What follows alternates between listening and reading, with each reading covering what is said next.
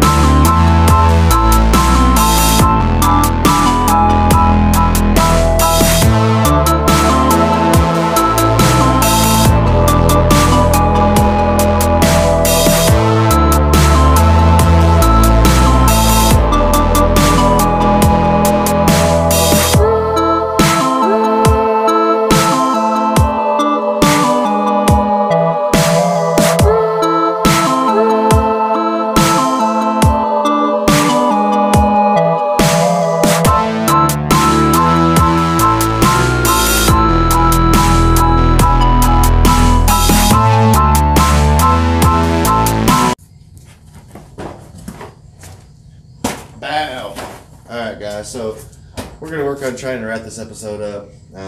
As you saw, I just tore off the timing cover and oil pan. I'm sitting here with my grody engine dripping all over my floor. So what I got here, like I said, for 46 bucks is every single gasket to throw this thing back together, including the main bearing seals, so front and back. And that's timing chain, thermostat housing, carburetor, oil pump, intake and exhaust manifold.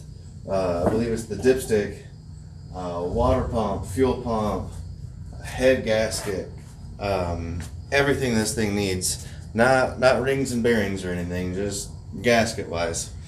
And hopefully that's as far as I'm going to go with it. And it actually turns out that it was, again, a good thing that I tore further into this thing than I intended to, because the intake and exhaust ports are just completely full of crud. So I need to get those cleaned out. The oil is pretty sludgy.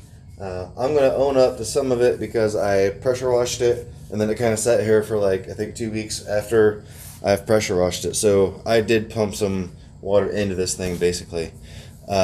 Everything mechanically looks all right, but I'm going to go through and regasket it. Only other issue that we have is this right here is supposed to be a wee longer.